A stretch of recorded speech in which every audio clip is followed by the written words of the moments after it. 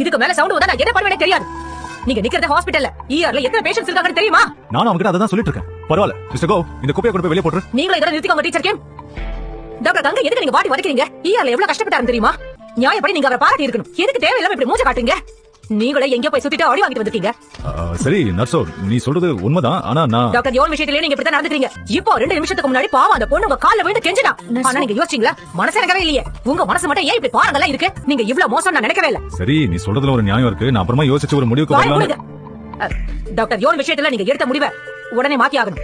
ஏய் நர்ஸோ, என்ன இதெல்லாம்? இந்த இஷ்யூ நீங்க நினைக்கிற மாதிரி சிம்பிள் இல்ல. நீங்க எடுத்த முடிவை மாத்திக்கிட்டு தான் ஆகணும்.